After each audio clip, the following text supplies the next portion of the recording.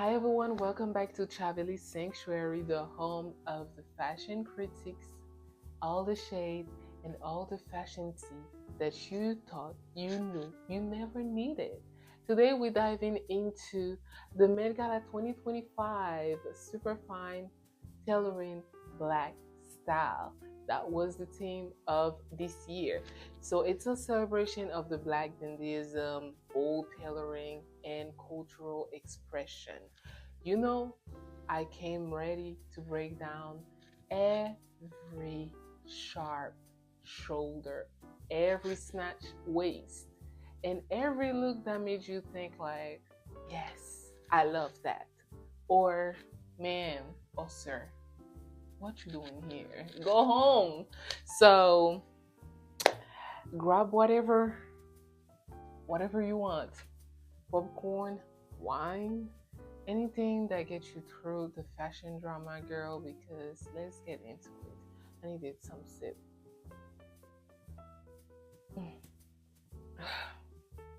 Because some people needed to go home immediately.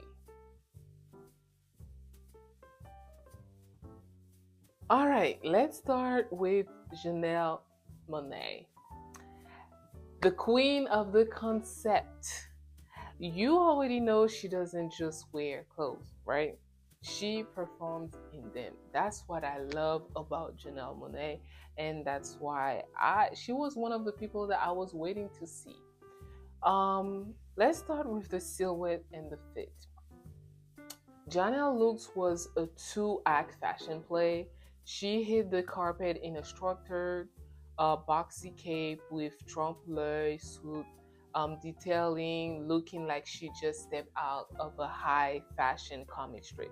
And then she dropped the cape to reveal a sharply tailored, asymmetrical suit underneath.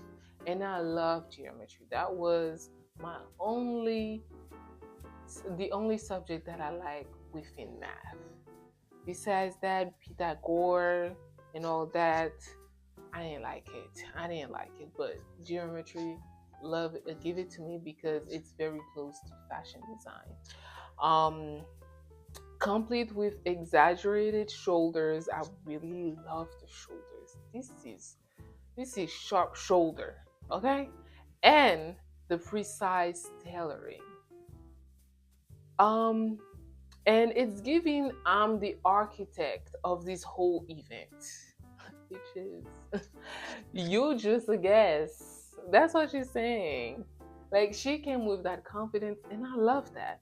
And the contrast between the rigid, sculpted outer layer and the sleek and fitted inner suit added depth and drama. It's a perfect representation of her dynamic style. And also for the color and the pattern, there's the black, white, and bold red stripes. I really love it. They really play with the colors. It's very classic and it's a high impact and it's giving fashion villain. I love villain. You don't you? I always said that having the nice character is it's kind of boring. It's very boring. If you don't have a villain in a movie, the movie will be boring. You always need a villain to have a purpose. So kind of they need each other, but it's I love villain characters and I love that look. And but she made it couture. Yeah, fashion villain, but make it couture. And the design detail, it's um the briefcase motif. I love that. The clock monocle and exaggerated lapels added layers of storytelling. It's a look that demands attention and respect. And also, what I really love is that monocle. It's very iconic. It's like she's here to keep an eye on everyone who didn't understand the theme. And there was a lot of people who didn't understand the theme. So thank you, Janelle. I think I need that monocle next time. Meanwhile, I'll keep my sunglasses. And the hair, the makeup, it's very sleek, structured, minimal, keeping the focus on the outfit. I love that. And the theme alignment, Janelle really understood the assignment. This look perfectly captured the spirit of Black dandyism with its sharp tailoring, playful exaggeration, and bold color choices. And the reference behind it was Jane the Time Traveler. I had to make a research about it. It was a collaboration with Oscar-winning costume designer Paul Tazewell, sorry, and he's known for his work on Harriet and also his work on um, Wicked. It's a nod to time traveling through Black style history. That's how I interpret it. And for me, the verdict is high fashion, high drama, high on my list. It's a 10 out of 10. She's the blueprint. Literally, she is. So, loved it. Next, who do we have? We have the ever regal Zendaya, who showed up in a crisp white suit by Louis Vuitton, designed by Pharrell Williams himself. And the silhouette fit, it's sharp, exaggerated shoulders, knit waist, and wide leg trousers. It's a power play in every sense. And the fit was flawless. It was hugging every curve of this girl while maintaining that iconic oversized suit silhouette. And the fabric texture for me was the crisp white fabric with a snub toe sheen, catching it's catching every camera flash. Like I was everywhere, me. And it's giving like I own the building and the entire block. Well, she was very humble about it, but I interpret it like that. And the color pattern is very clean, monochromatic white. It's a bold choice that radiates confidence and sophistication. And the design details is very wide brim hat was the perfect finishing touch and adding a hint of drama without overshadowing the clean lines of the suit. I really love that. And the accessory was very minimal jewelry. Why would she put um like busy jewelry? It would make that look a mess. So yes, keep it minimal. Its glowing complex section kept the look fresh and timeless. I really love that. And the hair, you could barely see the hair up front, but she turns, you can literally see that it's just a simple. She just tied it up in the back. It's like that soft waves, and it's a nude lip. She knows her face is already a flex. I mean, Laura knows that too. And she nailed it. The Zoot, when it comes to the theme, she nailed the theme. It's the Zoot suit is a direct nod to Black dandyism, a style movement that broke fashion norms, and he made powerful political statements. And when it comes to the cultural reference, the Zoot is a symbol of a cultural resistance in the 1940s, and it was a perfect choice for this team. I really love that. It's bold, unapologetic, unapologetic. Oh my god, I give up. And deeply, it's very deeply rooted in Black style history. And for me, the verdict is effortless, timeless, and completely on brand. Even though she had other there were other women who had the similar look, but you could see that she stand out with those little details. Now, why I'm gonna give her 9.5 out of 10 is because that look needed a cane. It needed a cane. The cane would have killed it. I don't. Why Laura Roach forgot about this? She needed that. Or probably he thought about this and I don't know, but this look needed the cane. Would have been the cherry on top. But besides that, she looks iconic. Next, we have Sabrina Carpenter again in Louis Vuitton, designed by Pharrell Williams. She came through in a deep burgundy tailcoat bodysuit, and the silhouette and fit, it's very exaggerated in the hip panels. Its blonde jean neckline gave the look a dramatic, old school, burlesque vibe, and the fit around the waist felt a bit forced. Yes, it felt a bit forced, and the fabric and textured. The strap wool with hand embroidered crystal button. It's a nice touch, but the fabric choice felt a bit heavy for the occasion. Some people might disagree, but for me, it felt a bit heavy for the occasion. And the color and pattern is very rich. It's a rich burgundy. I love that. It's a smart choice. It's adding depth and drama without overpowering her frame. And the detailed design also, it added the train added some drama. But the overall silhouette felt a bit too costumey for my taste. Like she's about to break into a number from Moulin Rouge. And huh, for the accessory, it's very minimal. That's very smart. And because the outfit was already doing a lot. So for this, minimal accessories, love it. The hair, that's her signature blonde hair, platinum blonde hair waves and high gloss lips. This is a classic, but it's maybe too safe for this level of drama. And also, the hair kind of looks like too wiggy for me. When I mean wiggy, like you could tell that's a wig, and I don't like that. Especially when people touch your hair and you have a wig and they be like, "Is this your hair?" Yes, it's my hair because I bought it. Don't touch it. Ugh.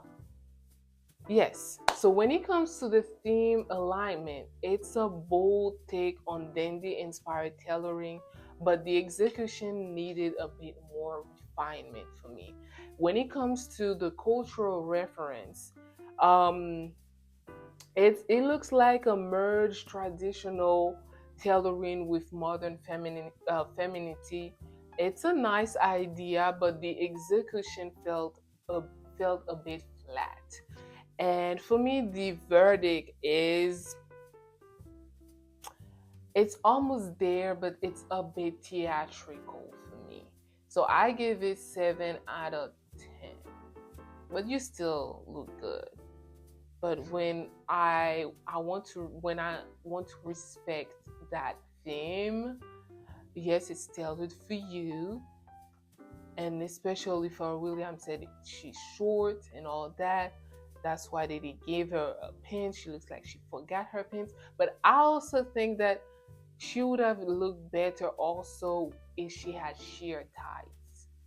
Yes, instead of her bare legs, wear sheer tights. 7 out of 10. Yeah. Next, we have Cynthia Erivo in Tom Brown. She pulled looking like a gothic Victorian queen. And honestly, what else would we expect from her? And I really appreciate that she didn't get full into that wicked press tour look that we've been seeing her in. She gave us a refresh because she's gonna go back to it because part two is this year. So the silhouette and fit. She wore a structured high collar jacket with exaggerated shoulders over a um billowing tulle skirt, and the fit was sharp up top and dramatic down below. It's a classic power move. I really like it. And the fabric and texture, it's rich, textured fabric with intricate crystal embellishments. I really love that.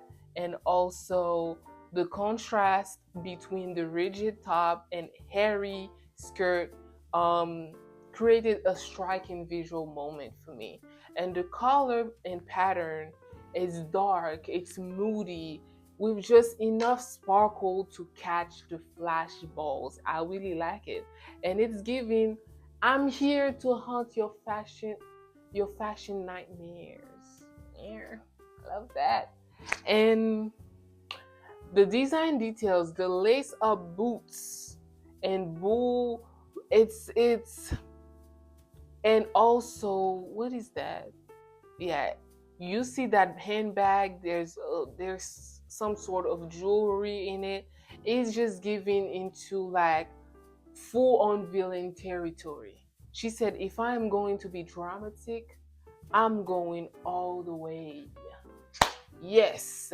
And the accessory statement, the statement boots, and a structured clutch, she understood the assignment. Yes. And the hair, makeup, bold brows, and defined jawline, and a confident gaze, she came to slay, as always. And the theme alignment, she nailed it. For the new theme alignment, she nailed it. This is exactly what I imagine when I think of the dark, decadent side of Black dandyism. And the cultural reference was um like, think of 1700 violinist mixed with modern goth, a nod to the over the top theatrics of Black dandy style. And the verdict for me is it's giving high drama, high stakes, and high fashion. 9 out of 10. Just let me know if you agree. You don't agree, it's okay, but that's my opinion. I love that look. And I really respect the fact that there was not a busy makeup. It would have been too much. Like, we are in a how they call this thing again? Horror movie. How can I forget? Anyway, yes. Next, who do we have?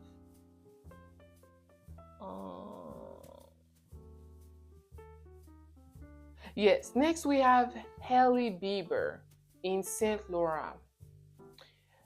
Honestly, she went minimalism. She went for the minimalism. I love minimalism, but also it's an interesting theme. Although it's not about you, because obviously you're not Black, but you should have stayed home at this point. I'm not even going to do a full fashion critic for you, because obviously you were bored. It looks like she had a late invite. She got invited so late, and then she just like, I'm just gonna throw that blazer and then those boring heels, and that's it. Should have stayed at home. You should have stayed home. And I went to her, please don't invite her anymore. I know she's one of the A-list models, but sometimes you should take some step back and say like, yeah, we'll pass. Okay, next we have Sydney Sweeney in Miu Miu. Sydney showed up in a sparkling black gown with a plunging neckline. Let's just say the girls were front and center. It's giving old Hollywood, but the fit around the bust had me holding my breath. It's a one move, and we would have had a full-on wardrobe malfunction for a bit, seriously. And she wore Miu Miu for twice. Like, this is the third time that she wore Miu Miu. Probably she's just gonna stick with it. But anyway, The fabric is glittering, form-fitting, dramatic. It definitely brought the glam. The color pattern, it's classic, black with shimmering accent. It's safe but effective kind of way. And the exaggerated shoulder pads and hourglass shape is giving the dress is it gave the dress some structure. But the overall vibe felt a bit too predictable. It's like I knew she was about to wear something like that. Why don't you go out of your ways? Like wear a suit. Wear a suit. Like I went out of my way. It's kind of like my first time wearing a suit. And it's not even a woman's suit. I'm wearing a man's suit. Tell me if I look good. Just tell me if I look good. I probably look like I'm going to my job interview. Please don't go hard on me. I'm the fashion critique here. Okay. Yes. Next, I'm saying next. The accessories is very minimal. Thank God. Thank God. Letting the dress to do the talking, which is a smart move. And the hair, it's soft waves and a bold lip, a classic pairing. I love that. Well, for the theme alignment, it's giving Hollywood starlet, but not quite dandy, which I respect. I respect. Let the black people thrive, shine. I love that. And the cultural reference is a nod to the glamour of 1950s screen sirens, but it's missing the mark on the black dandy connection, which again I respect.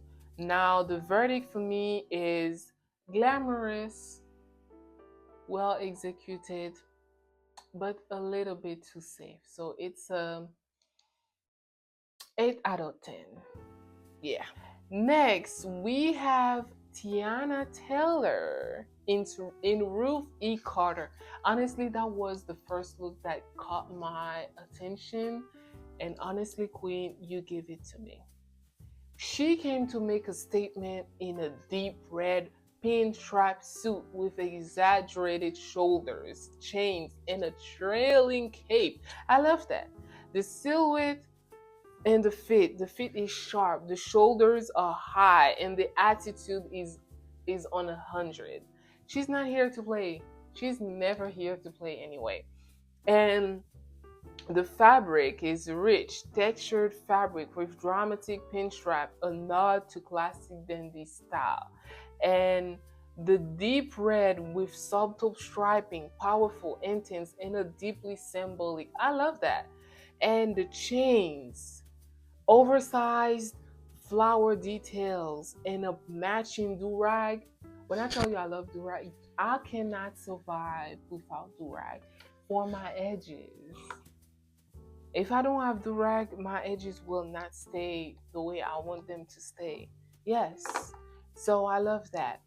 And I love the fact that she brought a piece of what we saw in the Vogue magazine when they were doing the Superfine and Dandy photo shoot. And also, I really like the fact that on the cape you can see the Harlem. It's like she's saying, "I'm Harlem Rose, and you will respect me."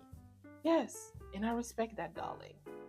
It's the bold jewelry and that do-rag. It's a full cultural flex, and the theme alignment, she's on it. It's a powerful statement on Black dandyism. She nailed it. And the cultural reference is because it's designed by Oscar-winning costume designer Ruth E. Carter. It's giving Black Panther, but make it runway. And honestly, my verdict is it's a full cinematic moment. 10 out of 10. 10 out of 10. Yes, that's my verdict. Next, we have the Queen. I don't know how to sing, but please forgive me. Don't come for me, okay? On the comment section. Nicki Minaj, Onika. She's in Tom Brown, and darling, she looks like a snack. I love it. I just like, first of all, can we start with her face card? Nicki. Nicki. No, she ate that. She ate that. This is why I go to the gym. Okay, I need a face card like that so I can take out all those double chin that I have. Honestly, Nicki, I need your diet. Okay, I need that. Let's start with what is going on. Okay, we put the face card aside. Now let's do the fashion critique. She pulled up in a custom Tom Brown pinstripe gown, and you know she had to make this a statement. Love that. The silhouette. It's a mermaid silhouette snatched. The mermaid silhouette snatched her waist like a corset, flaring out the knees for that classic Barbie with an edge vibe. Because she's the Barbie queen, okay? The exaggerated shoulder detailing added just enough drama to remind you she's the queen of rap. And the rich textured pinstripe fabric with intricate embellishment, because you know Nicki never does basic. She told us that in her previous Met Gala appearances. She said, why would I go basic when you can go iconic? Okay? So, black, the color and pattern black and white stripes, sharp and dramatic. And the kind of pattern that commands attention. I'm trying to see if it's black or blue, dark blue. I'm in between dark blue or black. It could be dark blue. Anyway, so the design details is very dramatic. Those dramatic floral shoulder pieces look like she was ready to take flight. And honestly, I'm here for it. It's giving I'm the main event and the rest of you are just side acts. Okay? And the nails were sharp, the hair was high, and the attitude was unapologetic. Excuse my English. That's a classic Nicki. I love everything about it. She nailed the black dandy vibe with a touch of hip-hop royalty. I love that. And the cultural reference is Tom Brown's modern twist on classic menswear, but with a Barbie core edge. It's very Nicki. She ate. She did not leave any crumbs. Okay? And probably snatch a few wigs on her way out. I said what I said. Anyway, I'll just give it 9.5 out of 10 because it's not very dramatic. It's just very classic. She just needed something. Probably the flower was kind of too much, but darling, you give it to me. Queen of Rap, you give it to me. Next, we have Priyanka Chopra and Nick Jonas, her husband. They decided to go the matching route. Sometimes I don't really like couple matching because they tend to go, one goes to the left and the other one goes to the right, and that's what they did. That's exactly what they did. What is this? Can someone explain to me what's going on? I mean, no disrespect to you, Priyanka, but darling, and the fact that it was Bomay, I'm kind of disappointed. Yes, it's a nod to Bomay, like the initial Bomay behind it. I respect that, Olivier, who is my favorite fashion designer. But please, and the fact that that necklace was too much. The wide hat, the hair. Oh my god. She looks like she was invited to a cocktail or to a picnic. Okay? And she didn't have nothing to wear but this. And for her husband, I'm not even going to do a fashion critique for him because I don't understand it. So, yes. We're not even doing that. We really not. We really not. Well, we're gonna close up with Doechii in Louis Vuitton, designed by Pharrell Williams. Excuse me for my pause. Yes. First of all, she pulled up in a custom Louis Vuitton short suits, and baby, she came to disrupt the status quo. I really love the afro, really love it. She reminded me how I wanted to have afro before, but because I had perm, I could never had afro. And coming from perm to locks, I think that my dream of having afro will never come true because I'm not taking down my locks too much. But anyway, I really love that. The structure is snatched and a little bit dangerous. The fit was sharp and the proportion were on point. It's rich textured fabric with subtle pinstripe detailing. It's a nod to classic menswear with a twist. I really love that. And for the pattern, the black with hints of white, keeping it sharp and sophisticated. The cigar and vintage vibes push this look into full boss mode. It's like she said, I'm here to collect checks and break necks. Yes.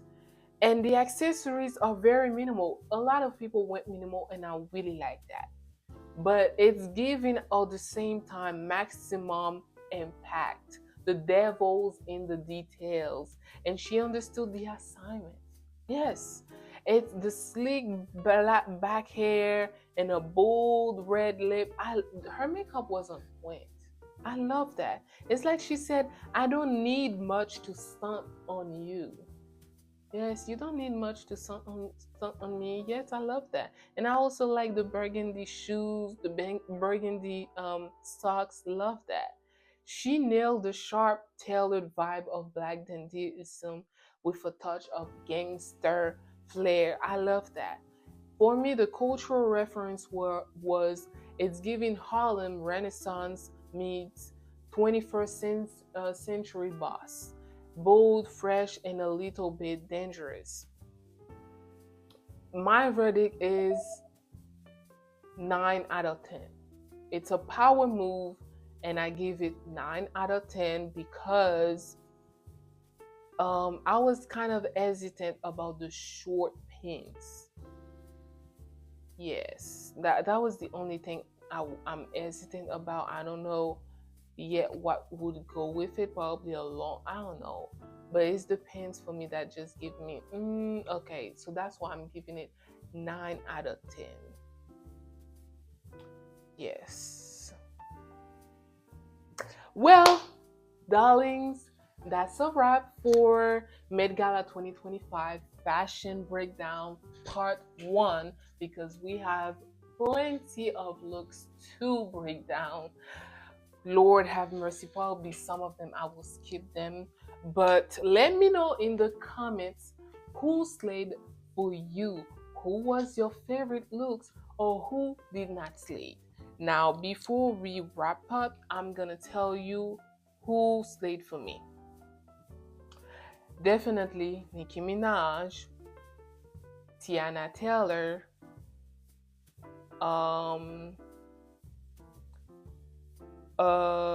Cynthia Erivo, yes, Zendaya, and Janelle Monáe. Who did not slay it for me?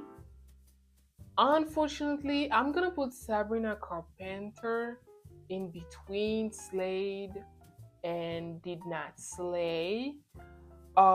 She was kind of on team. I'll put her in slay. Hailey Bieber, trash, trash, trash. Sydney Sweeney, not on team. Girl, bye. Um, who else? Priyanka Chopra, darling. Oh no, this is a no. All right, so thank you. Do not forget to like, subscribe, share that video if you want. I would love you to share it, and please leave a comment so I can know what you think. Thank you, and see you the next time.